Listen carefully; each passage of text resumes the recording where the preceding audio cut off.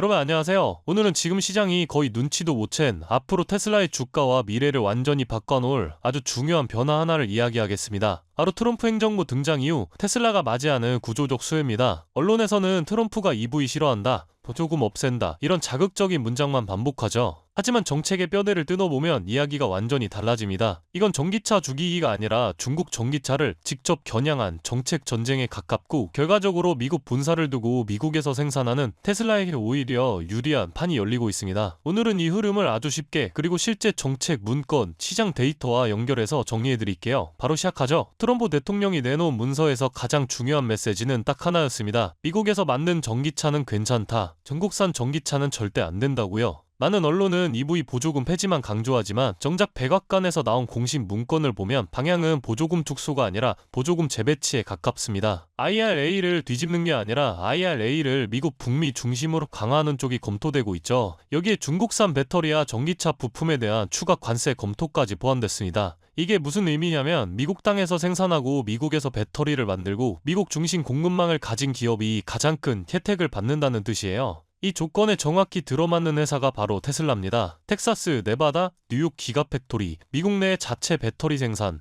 그리고 북미 중심의 조달마. 그래서 일부 애널리스트들은 이미 이건 반 EV 정책이 아니라 중국 견제 정책이라고 해석하고 있고, 중장기적으로는 테슬라가 구조적으로 더 강해질 수 있다고 보고 있습니다. AI 배터리 반도체는 미국이 중국에게 절대 넘기지 않겠다고 못 박은 핵심 산업입니다. 그래서 앞으로 더 강해질 조항은 양극재, 음극재, 전해, 배터리셀, 팩 조립까지 공급망 전 과정을 미국 또는 동맹국에서 해야 한다는 내용입니다. 여기서 중요한 기업들이 자연스럽게 떠오르는데요. LG 에너지 솔루션, 삼성 SDI, SK온, 그리고 이들과 이미 깊게 엮여있는 회사가 테슬라죠. LG와의 장기 공급 계약, 파나소닉과의 지속 확대, 삼성 SDI, SK와의 ESS 협업 논의까지 테슬라는 이미 중국을 빼고도 굴러가는 공급망을 구축해 놓았습니다. 중국산을 막을수록 테슬라와 한국 배터리 업체들은 오히려 더 빛나는 구조가 되는 이유가 여기에 있어요. 트럼프 시대의 공급망 재평은 중국을 빼는 것이 핵심이고, 테슬라는 이미 그 미래에 맞춘 설계를 끝내놓은 상태입니다. 최근 테슬라는 협력사들에게 미국 공장에 납품하는 부품에서 중국산 비중을 줄이라는 요구를 공식적으로 전달했습니다. 이건 트럼프 취임과 상관없이 이미 진행되고 있었던 전략이에요. 왜냐하면 미국 중국 갈등이 장기화되면서 중국산 부품 의존은 곧 원가 폭탄이 될 수 있기 때문입니다. 언제 관세가 더 붙을지, 언제 수입 규제가 강화될지 모르는 상황에서 테슬라처럼 대량 생산을 하는 기업은 이 리스크를 감당할 수가 없습니다. 반면 다른 미국 자동차 기업들은 이 전환을 단기간에 따라오기가 쉽지 않아요. 일부 업체는 여전히 중국 조립 공정에 의존하고 있고, 부품 구조를 자체적으로 빠르게 바꾸는데 시간이 걸리죠. 그래서 실제로 보면 테슬라의 공급망은 이미 북미, 한국, 멕시코 중심으로 재편돼 있습니다. 중국 없이도 돌아가는 모델을 갖춘 몇 안 되는 기업이에요. 트럼프 시대의 정책이 강화되면 중국에 묶인 기업은 약해지고, 중국을 건너뛸 수 있는 기업은 기회가 생기는데, 테슬라는 분명히 두 번째에 속합니다. 이제 가장 시장이 놓치고 있는 부분입니다. 미국 교통부가 최근 테슬라의 로보택시 배치를 위한 주재 샌드박스를 검토하고 있다는 로이터 보도가 나왔습니다. 이 샌드박스는 기업이 먼저 테스트를 하고 문제가 없으면 주재를 빠르게 풀어주는 방식입니다. 바이든 정부는 자율주행에 매우 보수적이었죠. 승인까지 시간이 오래 걸렸고 전국 단위 확산도 거의 없었습니다. 하지만 트럼프 행정부는 다릅니다.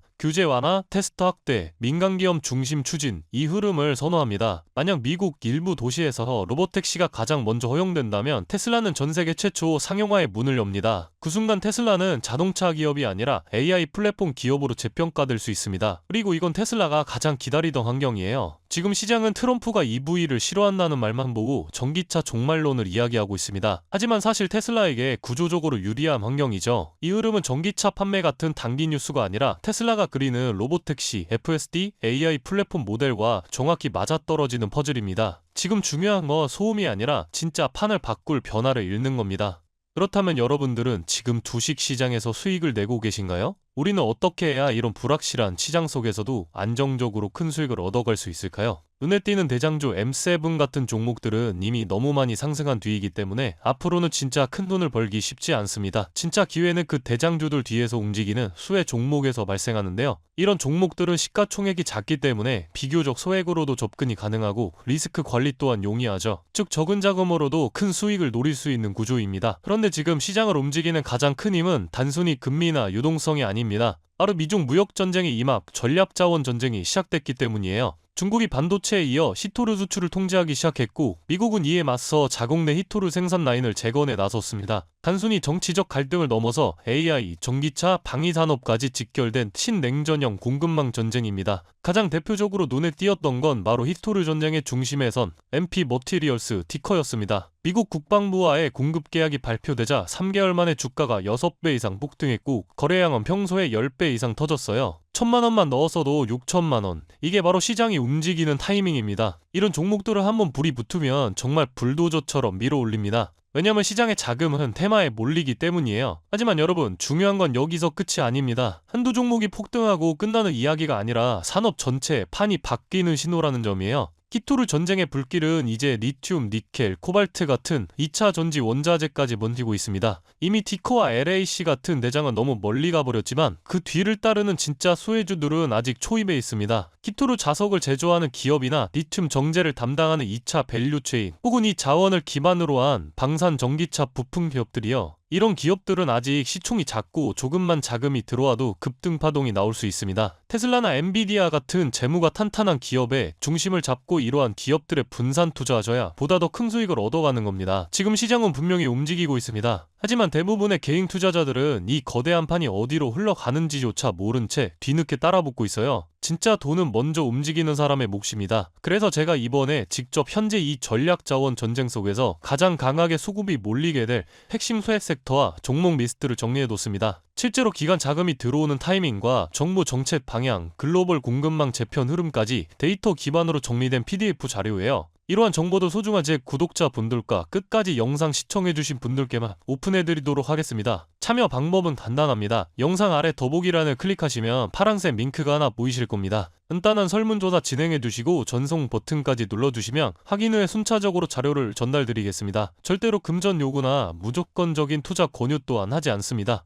여러분이 시장에서 안정적으로 수익을 만들어 가시길 바라는 마음으로 준비한 자료들이에요. 꾹 가볍게 참고하시고 시장의 흐름을 직접 관망하셔도 좋습니다. 시장은 언제나 먼저 보는 사람, 먼저 움직이는 사람이 이깁니다. 지금 우리가 보고 있는 건 단순한 주가 상승이 아니라 글로벌 머니의 방향 전환이에요. 이 기회를 놓치면 다음 사이클이 올 때까지 또 몇 년을 기다려야 할지도 모릅니다. 영상이 도움되셨다면 좋아요와 구독 버튼 눌러주시고 저는 다음 영상에서 뵙도록 하겠습니다.